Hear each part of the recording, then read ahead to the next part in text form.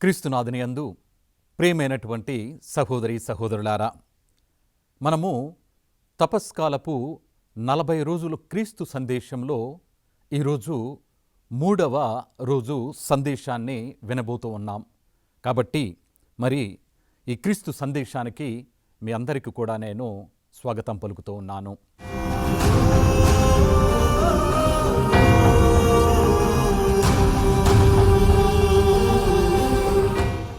ఈ 3వ రోజు మనము ధ్యానించుకోబోయేటువంటి అంశం ఏంటంటే ఎడారి అనుభవం, ది డెజర్ట్ ఎక్స్పీరియన్స్, ఎడారి అనుభవం. అయితే ఈ యొక్క తపస్కాలంలో ఈ యొక్క ఎడారి అనుభవం ద్వారా ఏ విధంగా మనము రక్షణ పొందాలి అని చెప్పేసి మనము ధ్యానిద్దాం. అయితే ఈ యొక్క ధ్యానాంశానికి మనము పరిశుద్ధ గ్రంథము నుంచి లూకా శుభవార్త 4వ అధ్యాయము వచనములు 1 నుంచి 13 వరకు చదువుకుందాం. యేసు ప్రభువు సైతాను చే శోధింపబడటం. యేసు పవిత్రాత్మతో పరిపూర్ణుడై యోర్దాను నుండి తిరిగి వచ్చి ఆత్మ ప్రేరణ వలన ఎడారి ప్రదేశమునకు నడిపింపబడెను. అచ్చుట 40 దినములు సైతానుచే శోధింపబడెను. ఆ దినములలో ఆయన ఏమియూ తినలేదు. ఆ దినములు గడిచిన అనంతరం ఆకలిగొనెను. అప్పుడు సైతాను యేసుతో, నీవు దేవుని కుమారుడవైనచో ఈ రాయిని రొట్టెగా మార్చుము అనెను. అందుకు యేసు, మనుష్యుడు కేవలం రొట్టె వలననే జీవింపడు అని వ్రాయబడి ఉన్నది అని వానికి సమాధానమిచ్చెను. అంతట సైతాను ఆయనను పైకి తీసుకొని పోయి రెప్పపాటు కాలములో ప్రపంచములోని రాజ్యములను అన్నింటినీ చూపి, ఈ రాజ్యముల సర్వాధికారమును వాని వైభవములనెల్లా నీకు ఇచ్చెదను. అట్టి అధికారము నాకు కలదు. నేను కోరిన వానికి వాటిని ఇవ్వగలను. కనుక నీవు నన్ను ఆరాధించినచో ఇది అంతయు నీ సొత్తు అగును అనెను. అందుకు యేసు, నీ దేవుడైన ప్రభువును నీవు ఆరాధించి ఆయనను మాత్రమే సేవింపవలయను అని వ్రాయబడి ఉన్నది అని పలికెను. పిమ్మట సైతాను యేసును యెరూషలేమునకు తీసుకొని వెళ్ళి దేవాలయ శిఖరమున నిలిపి ఇట్లనెను, నీవు దేవుని కుమారుడవైనచో ఇచ్చటికి నుండి క్రిందికి దూకుము. ఇలయనా ఇట్లు రాయబడి ఉన్నది, నిన్ను రక్షింప దేవుడు తన దూతలకు ఆజ్ఞ ఇచ్చియున్నాడు. మరియు నీవు రాళ్లపై పడి గాయపడకుండునట్లు నిన్ను వారు తమ చేతులతో ఎత్తి పట్టుకొందురు. అందులకు యేసు, ప్రభువైన నీ దేవుని శోధింపరాదు అని చెప్పబడినది గదా అనెను. ఇట్లు ఆ సైతాను అనేక విధముల శోధించిన పిదప తగిన సమయమునకై ఆయనను విడిచి వెళ్ళెను. క్రీస్తునాథుని యందు ప్రియమైనటువంటి సహోదరి సహోదరులారా, మనందరికీ కూడా తెలుసు, ఒంటెలను మామూలుగా ఎడారిలో ఉపయోగిస్తూ ఉంటారు. అవి ఎడారిలో బాగా నడుస్తూ వెళ్తూ ఉంటాయి. ఒకసారి ఒక తల్లి ఒంటె మరియు దాని పిల్ల, అవి రెండు కూడా జూలో ఉన్నాయి. ఆ జూలో ఆ పిల్ల ఒంటె అడుగుతూ ఉంది తల్లి ఒంటెను. ఏమడుగుతూ ఉందంటే, ఇదిగో మన పాదాలున్నాయి కదా, ఆ పాదాలు ఎందుకు పెద్దగా ఉన్నాయి, దాని వ్రేళ్ళు ఎందుకు అంత పెద్దగా ఉన్నాయి అని చెప్పేసి మరి యొక్క ఆ చిన్న ఒంటె పిల్ల అడిగినప్పుడు తల్లి అంటూ ఉంది, ఎందుకంటే మనము ఎడారిలో ఎంతో దూరం ప్రయాణం చేయాలి. ఆ విధంగా ఎడారిలో ప్రయాణం చేయటం అంటే ఇసుకలో ప్రయాణం చేయాలి. ఆ ఇసుకలో మన కాళ్ళు లోపలికి చొచ్చుకొని పోకుండా ఈజీగా ఉండేదానికి, సులువుగా మనం నడిచేదానికి దేవుడు మనకి ఈ విధంగా ఇటువంటి పాదాలు పెట్టాడు అని చెప్పేసి ఆ ఒంటె తన బిడ్డకు సమాధానం ఇచ్చింది. తర్వాత ఇంకో ప్రశ్న కూడా అడిగింది, మరి సరే బాగానే ఉంది, మన కను రెప్పలు కానీ మన కంటి మీద ఉన్నటువంటి వెంట్రుకలు అవన్నీ కూడా పెద్దగా పెట్టాడు ఎందుకు అని చెప్పేసి మరలా ప్రశ్న అడిగింది. అప్పుడు ఆ తల్లి ఒంటె అంటూ ఉంది, ఎందుకంటే మనము ఎడారిలో నడుస్తూ ఉంటే నీకు తెలుసు కదా, ఎడారిలో ఉన్నప్పుడు బాగా ఇసుక ఉంటుంది కాబట్టి గాలికి ఆ ఇసుక వచ్చి మన కళ్ళల్లో పడి మనకు ఆటంకం కలిగించకుండా, ఇబ్బంది కలిగించకుండా ఆ విధంగా అవి కన్నులను మూసేదానికి పెద్దగా పెట్టాడు దేవుడు మనకు అని చెప్పేసి ఆ తల్లి ఒంటె సమాధానం ఇచ్చింది. తర్వాత 3వ ప్రశ్న కూడా అడిగింది ప్రియమైనటువంటి సహోదరి సహోదరులారా. ఆ 3వ ప్రశ్న ఏంటంటే, ఇదిగో మనకు వెనక ప్రక్క పైన భుజం దగ్గర ఎందుకని ఆ విధంగా మూపురం అంటారు, ఒంటె మూపురాలు ఎందుకు పెద్దగా ఉన్నాయి? మనం చూస్తాం కదా, ఒంటె మీద కూర్చున్న వాళ్ళకు తెలుసు, ఒంటెని చూసిన వాళ్ళకి తెలుసు, ఎత్తుగా ఉంటుంది పైన. ఎందుకు ఆ విధంగా ఎత్తుగా ఉన్నాయి, హంప్స్ అంటాం అని అన్నప్పుడు, ఇదిగో మన ఎడారిలో ప్రయాణం చేసినప్పుడు ఎడారిలో నీళ్లు ఉండవు కదా, మనకు నీళ్లు దొరకవు. కాబట్టి మనం బాగా నీళ్లు తాగి చాలా కాలం కూడా ఈ యొక్క ఎడారిలో ప్రయాణం చేసేదానికి ఆ నీళ్లు అక్కడ మనము నింపుకొని ఆ విధంగా ప్రయాణం చేసేదానికి దేవుడు మనకి ఇచ్చాడు అని చెప్పేసి ఆ తల్లి వంట అనింది. అప్పుడు ఆ పిల్ల వంట అంటుంది, అప్పుడమ్మా మరి ఈ విధంగా మనకు దేవుడిచ్చినప్పుడు ఎడారులు ఇవన్నీ కూడా చేసేదానికి మనమెందుకు జూలో ఉన్నామెందుకు? మనం జూలో ఉంటే ఏం లాభం వస్తుంది మనకి? ఎందుకంటే ఈ జూలో ఉంటే మనకన్నీ కూడా తెస్తున్నారు, మనకు కావలసినటువంటి ఆహారం ఇస్తూ ఉన్నారు, అన్ని సదుపాయాలు మనకు జరుగుతూనే ఉన్నాయి ఇక్కడ ఈ పార్కులో, లేకపోతే ఈ యొక్క జూలో. కానీ మనల్ని దేవుడు ఎందుకు చేసింది ఈ యొక్క ఎడారిలో? మన యొక్క జీవితం ఆ విధంగా ఎడారిలో ఉండేదానికి కదా, అక్కడ కదా మనం ఉండాల్సింది, మరెందుకు ఇక్కడ ఉన్నాము అని చెప్పేసి అది ప్రశ్నించింది. ప్రేమైనటువంటి సహోదరి సహోదరులారా, ఈ లోకంలో గనక మనం చూసినట్లయితే నేటి ఈ యొక్క ఆధునిక మానవుడి యొక్క జీవితము కూడా ఇదిగో చూడండి ఈ యొక్క జూలో ఉన్నటువంటి ఆ యొక్క ఒంటె మాదిరిగానే ఉంది. ఎందుకంటే ఈ యొక్క ఆధునిక మానవుడికి కూడా అన్నీ కూడా సమకూరుతూ ఉన్నాయి, కావలసినంత డబ్బు ఉంటూ ఉంది, అన్ని సదుపాయాలు ఉంటున్నాయి, అంతా బాగానే ఉందన్నమాట. కాబట్టి చాలా హ్యాపీగా సంతోషంగా ఆ విధంగా ఇక్కడ ఉంటూ ఉన్నాడు. కానీ బయట ప్రపంచం ఏమిటి, ఈ యొక్క డెజర్ట్ ఎక్స్పీరియన్స్, ఈ యొక్క ఎడారి అనుభవం ఏమిటి అని చెప్పేసి అసలు తెలియకుండా జీవిస్తూ ఉన్నాడు. ముఖ్యంగా క్రైస్తవులమైనటువంటి మనము ఆ విధంగా ఈ యొక్క ఎడారి అనుభవం ఏంటి, ఎడారిలో ఆ యొక్క అనుభవం ఏ విధంగా ఉంటుందని చెప్పేసి ఆ యొక్క మరి ఆధునిక జీవితాన్ని మనము కొంతవరకు వదిలేసి ఈ ఎడారికి వచ్చి కొంత అనుభవం ఎప్పుడైతే మనం పొందుతామో అప్పుడే మనకు అర్థమవుతుంది. ప్రేమైనటువంటి సహోదరి సహోదరులారా, ఏ విధంగా క్రీస్తు ప్రభువు కూడా ఈ యొక్క ఎడారిలో ఈ యొక్క అనుభవం, ఎడారి అనుభవం ఆయన పొందాడు, దాన్ని ఏ విధంగా ఆయన ఉత్తీర్ణుడయ్యాడు, ఏ విధంగా తండ్రి దేవుడు ఆయనకు మరి ఇటువంటి సింహాసనాన్ని ఆయనకు వసగాడు. ఈ యొక్క ఎడారి అనుభవం వద్దాం. ఎందుకంటే ఇదిగో ఈ యొక్క తపస్కాలం, ఈ లెంట్ సీజన్ మనకు ముఖ్యముగా ఇటువంటి ఎడార అనుభవాన్ని అనుభవించేదానికి, పొందేదానికి, పొందిన తర్వాత దాంట్లో మనం ఉత్తీర్ణులై మనం రక్షణ పొందేదానికి ప్రతి సంవత్సరం కూడా మనము మరి చేసుకునేటువంటి జరుపుకునేటువంటి యొక్క తపస్కాలం దానికి సూచనగా ఉంటుంది. ప్రేమైనటువంటి సహోదరి సహోదరులారా, చూద్దాం.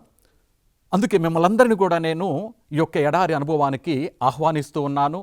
మీ అందరికీ కూడా దేవుడి యొక్క ఎడారి ప్రయాణములు, ఈ యొక్క తపస్కాలంలో యొక్క ఎడారి ప్రయాణములు దేవుడు మీకు తోడుగా ఉండాలని చెప్పేసి కూడా నేను కోరుకుంటూ ఉన్నాను. చూద్దాం మనం ఈ యొక్క ఎడారి అనుభవం మోషే ప్రవక్త, ఇజ్రాయేల్ ప్రజలు ఏ విధంగా అనుభవించారు, అదేవిధంగా ఏలియా ప్రవక్త యొక్క ఎడారి అనుభవాన్ని అనుభవించి ఏ విధంగా ఉత్తీర్ణుడయ్యాడు.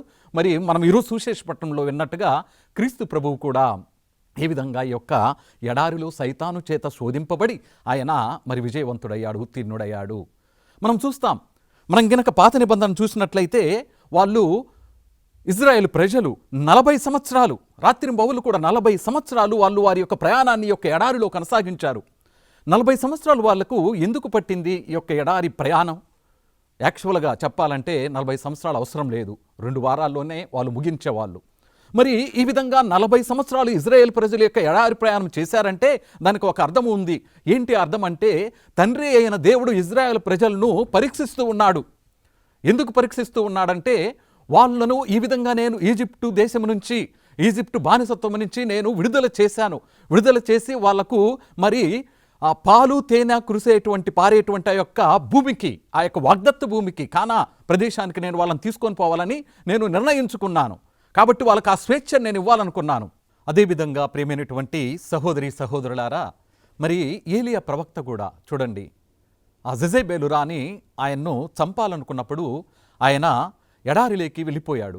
తర్వాత ఎడారిలో ప్రభువు దూత ద్వారా ఆయనకు ఆహారం దయచేయటం, తర్వాత ఆ ఎడారి ప్రయాణం చేసి ఆయన ఇజ్రాయేలు ప్రజల్ని మరి దేవుని వైపు మరలేటట్టుగా ఆయన చేయటం కూడా జరిగింది. అంటే ఇక్కడ ఏలియా ప్రవక్త కూడా ఎడారిలో ఉత్తీర్ణుడయ్యాడు.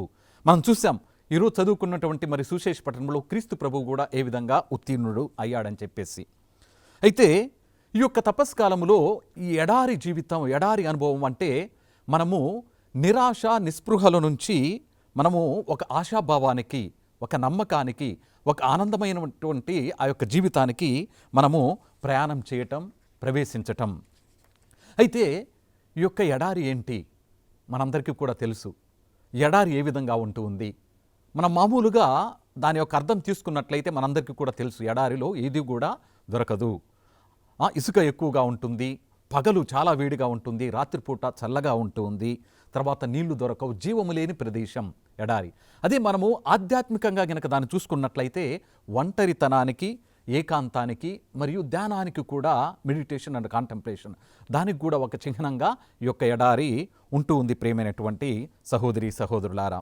అయితే ఇటువంటి ఎడారిలోకి ఎప్పుడైతే మనం ప్రవేశిస్తామో ఈ యొక్క ఒంటరితనం, ఏకాంతం, ఈ యొక్క ధ్యానం, దేవుడి గురించి ప్రవేశిస్తామో అప్పుడు ఏమవుతుందంటే ఆ దేవునికి మనకు మధ్యలో ఆ విధంగా ఆ యొక్క సన్నిహితం, ఆ యొక్క బంధం ఏర్పడుతూ ఉంది. దాన్ని మనము దృఢపరుచుకోగలము.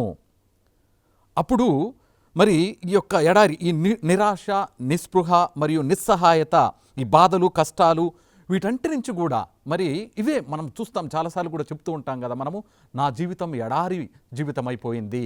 ఎందుకంటాము నా జీవితం ఎడారి జీవితం అయిపోయిందని? ఇదిగో ఇవే నిస్సహాయత, నిరాశ, ఇవన్నీ కూడా మన యొక్క జీవితంలో చోటు చేసుకున్నప్పుడు ఆ విధంగా మనం అంటూ ఉంటాం. కానీ దేవుడు మనకు ఈ యొక్క జీవితాన్ని వసగింది ఈ విధంగా కలకాలము కూడా ఎల్లప్పుడూ కూడా ఎడారిలో ఉండేదానికి కాదు. మనము ఉద్యానవనం అంటే ఆనందమైనటువంటి ఆ యొక్క జీవితంలోకి ప్రవేశించేదానికి, అది అందుకు దేవుడు మనల్ని అందరినీ కూడా ఈ లోకంలో సృష్టించింది. కాబట్టి ఇది దేవుని యొక్క ప్రణాళిక. మనం చూస్తాం, ఆదామును అవ్వను మరి ఈ యొక్క సృష్టిలో భగవంతుడు చేసినప్పుడు వాళ్ళను ఆ యొక్క ఉద్యానవనంలో ఉంచాడు, ఆ ఏదేను తోటలో వాళ్ళను ఉంచాడు. అంతేకాని వాళ్ళని ఎడారిలో ఉంచలేదు, ఎడారిలో ఉండమని జీవించమని చెప్పలేదు. అదేవిధంగా మనం చూసినట్లయితే రక్షణ, ఆ రక్షణ ఏ విధంగా ఇప్పుడే మనం చూసాము. ఈ యొక్క ఇజ్రాయేలు ప్రజలు వాళ్ళు మరి అక్కడి నుంచి ఈజిప్టు నుంచి రావటం, ఆ బానిసత్వం నుంచి వాళ్ళు ఈ విధంగా వచ్చారంటే వాళ్ళు కూడా యొక్క స్వేచ్ఛను కూడా పొందారు. అంటే ఆ విధంగా బానిసలుగా ఉండాలి, కష్టపడుతూ ఉండాలని చెప్పేసి కాకుండా ప్రభువు సంతోషంగా ఉండాలని చెప్పేసి అందరిని కూడా కోరుతూ ఉన్నాడు ప్రియమైనటువంటి సహోదరి సహోదరులారా.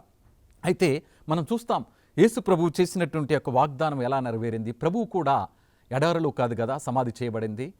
ప్రభువు కూడా ఆ విధంగానే సమాధిలోనే ఉండిపోలేదు కదా. ఆయన చూడండి ఆ యొక్క సమాధి నుంచి లేచి ఆయన ఉత్థానమయ్యాడు. అంటే ఆయన మాదిరిగా ఆయన నమ్ముకున్నటువంటి మనందరము కూడా ఈ యొక్క ఎడారిలోనే, ఈ యొక్క ఎడారి జీవితంలోనే ఉండకుండా మనము కూడా ఈ విధంగా మరి పునరుత్థానమై ఆ విధంగా ఆ యొక్క దివ్య జీవాన్ని మనందరం కూడా పొందాలి అని చెప్పేసే ప్రభు యొక్క ఆకాంక్ష ప్రియమైనటువంటి సహోదరి సహోదరులారా. అదే జీవితం యొక్క గమ్యం. ఏది? ఒకరోజు ఆ యొక్క రక్షణాన్ని పొందటమే జీవితం యొక్క గమ్యం. అయితే మన యొక్క జీవితంలో ఈ యొక్క ఎడారి అనుభవం లేదని కాదు. ఈ యొక్క ఎడారి అనుభవం ప్రతి ఒక్కరి జీవితంలో కూడా ఉంటూ ఉంది. మన కుటుంబ పరంగా కానీ, లేకపోతే కుటుంబంలో ఎన్నో విషయాల పరంగా కానీ మనం ఈ యొక్క ఎడారి అనుభవం పొందుతూ ఉంటాము, ఈ ఎడారి జీవితము జీవిస్తూ ఉంటాము. అయితే దేవుడు తన యొక్క ఆత్మను మనందరికీ కూడా ప్రసాదించి మనం ఈ యొక్క ఎడారిలోనే ఉండకుండా ఎడారి నుంచి బయటపడేదానికి మనందరికీ కూడా తమ యొక్క ఆత్మను ప్రసాదిస్తాడు. అయితే చాలామంది కూడా ఏం చేస్తారంటే ఆ యొక్క ఎడారి అంటే ఉండేసి నిస్సహాయులై విశ్వాసాన్ని కోల్పోతారు. అంతేకాకుండా చాలామంది కూడా యొక్క ప్రపంచ ఆశలకు గురి అయి, ఈ యొక్క ప్రపంచ వస్తువులకు వాటికి గురి అయి వాటితోటి యుద్ధం చేస్తూ ఉంటారు. వాటితోటి యుద్ధం చేయటమే కాకుండా యొక్క ప్రపంచ ఆశలు ఇవన్నీ కూడా బాగా ఉన్నాయని చెప్పేసి అలానే ఉండిపోతారు.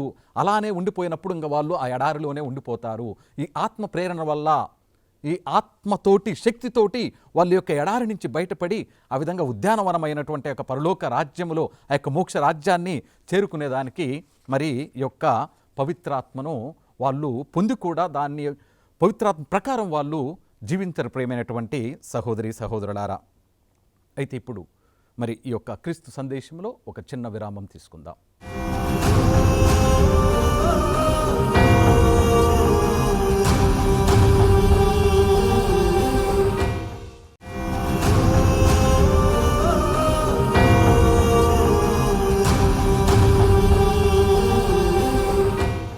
క్రీస్తునాథుని యందు ప్రియ సహోదరి సహోదరులారా, తపస్కాలపు క్రీస్తు సందేశానికి తిరిగి స్వాగతం.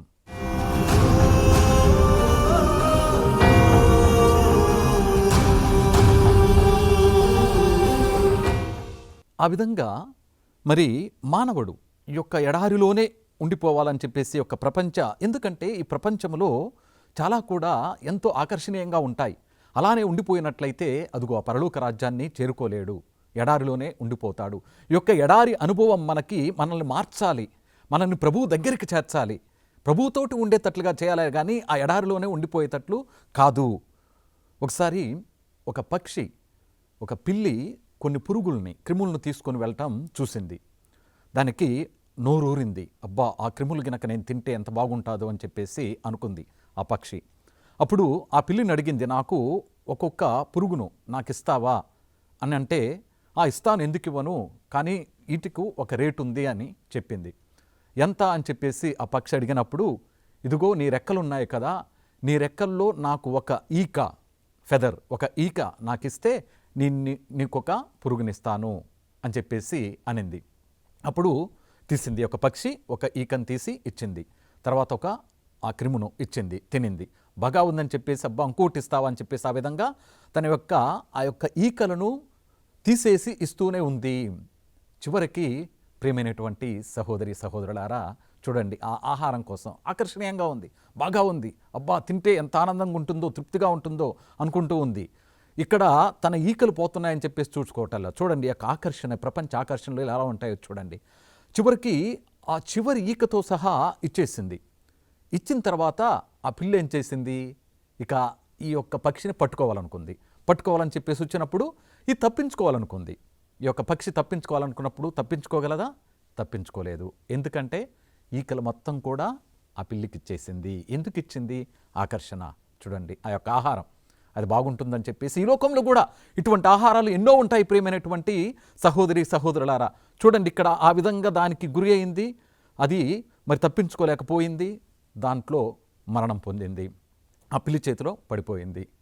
కాబట్టి మరి మనకు కూడా ఆ విధంగానే ఉంటూ ఉంది. కానీ మనకు ఒక ఉదాహరణ, క్రీస్తు ప్రభువే మనకు గొప్ప ఉదాహరణ. ఎందుకంటే ఈ లోకంలోకి వచ్చినప్పుడు ఆయన కూడా ఇటువంటి ఎడారి జీవితం అనుభవం పొందాల్సి వచ్చింది. కానీ మరి ప్రభువు దాంట్లోనే ఉండిపోలేదు. కాబట్టి మనకు గొప్ప ఉదాహరణ ఆ ప్రభువే ఉన్నాడనమాట. మనకు మార్గం చూపించినటువంటి వాడు ప్రభువు, ఆయన మనల్ని ముందుకు నడిపించేటువంటి వాడు ప్రభువు. కాబట్టి ఆ విధంగా ప్రియమైనటువంటి సహోదరి సహోదరులారా, మన కష్టాల్లో బాధల్లో ఏది అయినప్పటికీ కూడా, ఈ యొక్క ఎడారి జీవితంలో మనం ఉన్నప్పటికీ కూడా మనకు మార్గం ప్రభువే. అందుకే ప్రభువు అన్నాడు, మనం చూసినట్లయితే మత్తయి శుభవార్త 11వ అధ్యాయం 28వ వచనం నుంచి చూసినట్లయితే, భారము చేత అలసి సొలసిన సమస్త జనులారా మీరు నా యొద్దకు రండి, నేను మీకు విశ్రాంతిని వసగుతాను, నా కాడి సులువైనది, నా బరువు తేలికైనది అని చెప్పేసి ప్రభు అన్నాడు. కాబట్టి ఇదిగో ఇటువంటి ఎడారి జీవితం మనం జీవించేటప్పుడు, ఇటువంటి లోక ఆకర్షణలకు మనం గురి అయినప్పుడు క్రీస్తు ప్రభు ఏ విధంగా వీటిని జయించి ఉత్తీర్ణుడయ్యాడని చెప్పేసి ఆయన్ని మనము ఉదాహరణగా తీసుకోవాలి ప్రియమైనటువంటి సహోదరి సహోదరులారా. అదే ఈరోజు మనం సువిశేషపట్నంలో చూసాము. మనము చూసినట్లయితే ఇక్కడ ఆత్మచేత నడిపింపబడ్డాడు. ఎక్కడికి? ఎడారికి, ఎడారి జీవితానికి, ఎడారి అనుభవానికి ఆత్మచేత నడిపింపబడ్డాడు. మనం ఇంగ్లీష్లో కనుక చూసినట్లయితే డ్రోవ్ అంటారు, అంటే నడిపింపబడ్డాడు అంటే వేరే వాళ్ళ చేత నడిపింపబడ్డాడు. ఆయన తనంతట తాను పోలేదు, వేరే వాళ్ళ చేత. ఎవరు వేరే వారు అంటే ఇక్కడ ఆత్మచేత నడిపింపబడ్డాడు అని అర్థం. ఇది గ్రీకు భాషలో కనుక మనం చూసినట్లయితే ఎగ్బాల్ అని దీనికి అర్థం. ఎగ్బాల్ అంటే విసిరివేయటం అని అర్థం. విసిరివేయటం అంటే ఈ యొక్క ఆత్మ ప్రభువుని ఎడారిలో విసిరివేసింది. అదే గనుక మనం ప్రొటెస్టెంట్ సహోదరుల వాళ్ళ యొక్క పరిశుద్ధ గ్రంథం మనం చూసినట్లయితే దాంట్లో ఆయన తోయబడ్డాడు, విసిరివేయబడ్డాడని కూడా కాకుండా తోయబడ్డాడు, నెట్టబడ్డాడు, నెట్టుకోపోవటం జరిగింది. అంటే ఇక్కడ పవిత్రాత్మ క్రీస్తు ప్రభువుని ఎడారిలోకి ఎందుకు ఈ విధంగా నెట్టుకొని పోయిందంటే, అది ప్రియమైనటువంటి సహోదరి సహోదరులారా, తండ్రి సంకల్పం, తండ్రి చిత్తం క్రీస్తు ప్రభువుకి.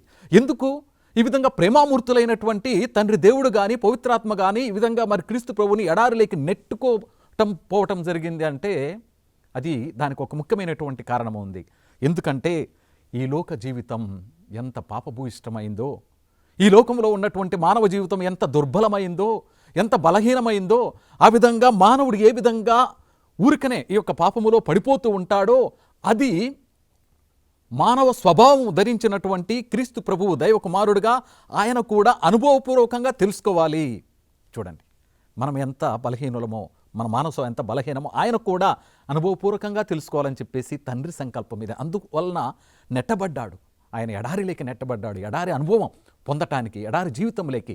కానీ అక్కడికి పోయిన తర్వాత మనకు తెలుసు ఏ విధంగా సైతాను శోధించింది. మొట్టమొదటగా ఆయన ఆకలితోటి ఉన్నాడు. 40 రోజుల తర్వాత రాత్రింబవలు అక్కడ ప్రార్థన చేసిన తర్వాత ఎడారిలో ఆయన ఆకలితోటి ఉన్నాడు. అప్పుడు సైతాను ఎప్పుడు కూడా మనం శోధించేటప్పుడు ఏం చేస్తుందంటే ఆశ చూపుతూ ఉంది. మనకు ఒక ఆశ చూపుతుంది. ఇక్కడ ఏం ఆశ చూపించిందో చూడండి. ప్రభువు ఆకలితోటి ఉన్నాడు కాబట్టి ప్రభువుకి ఇప్పుడు ఏం కావాలి? ఆహారం కావాలి. అందువల్ల ఆ ఆశ చూపిస్తుంది. ఏంది? ఇదిగో ఈ రాళ్ళను నువ్వు రొట్టెలుగా చేసుకొని తిను అని చెప్పేసి అనింది. కానీ ప్రభువు ఆ విధంగా చేయలేదు. మానవుడు కేవలము రొట్టె ద్వారానే కాక దేవుని నుంచి వచ్చు వాక్కు ద్వారా జీవిస్తాడని చెప్పేసి మరి ప్రభువు ఆ విధంగా సైతాను శోధను జయించాడు. ఇక రెండవది ఏం చేసింది? తన రాజ్యాన్ని చూపించింది. ఇదిగో ఈ రాజ్యమంతా నాకు చెందింది కాబట్టి నువ్వు నన్ను ఆరాధించు, నువ్వు గనక నన్ను ఆరాధించినట్లయితే ఈ రాజ్యానంతా నీకు ఇస్తానని చెప్పేసి అంటూ ఉంది. ఇక్కడ కూడా ఆశ చూపిస్తూ ఉంది. సైతాను మనకు కూడా ఆశ చూపించి దాని వైపు లాక్కుంటూ ఉంది. కాబట్టి మనం జాగ్రత్తగా ఉండాలి. ఈ యొక్క ఎడారి జీవితంలో మనం చాలా జాగ్రత్తగా ఉండాలి. ఏం ఆశ చూపిస్తుంది ఇక్కడ? అప్పుడే క్రీస్తు ప్రభు చూడండి జ్ఞానస్నానం పొందిన తర్వాత ప్రార్థన చేసుకుని తమ యొక్క పరిచర్యను మొదలు పెట్టాలని చెప్పేసి ప్రభు అనుకుంటూ ఉన్నాడు. ఆ పరిచర్యను మొదలు పెట్టాలనుకున్నప్పుడు 10 మంది కూడా తెలుసుకోవాలి, తండ్రి దేవుని చిత్తాన్ని, వాక్యాన్ని తెలుసుకోవాలని చెప్పేసి వీళ్ళందరూ కూడా నా రాజ్యంలో చేరాలి, ఈ పరలోక రాజ్యంలో వాళ్ళు చేరాలి అని చెప్పేసి ప్రభువు ఆ విధంగా పూనుకున్నాడు తన యొక్క పరిచర్య చేసేదానికి.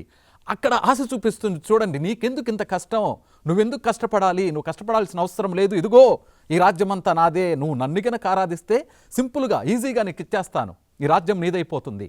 కానీ ప్రభువు నీ దేవుణ్ణే నువ్వు ఆరాధించాలి అని చెప్పేసి ప్రియమైనటువంటి సహోదరి సహోదరులారా, మరి ఆ సాతాను శోధనకు ఆయన గురి కాలేదు. ఇక మూడోది కూడా చూస్తాం మనం. ఒక శిఖరానికి తీసుకొని వెళ్ళి అక్కడి నుంచి దూకమని చెప్పింది. ఇక్కడ కూడా ఆశ చూపిస్తూ ఉంది.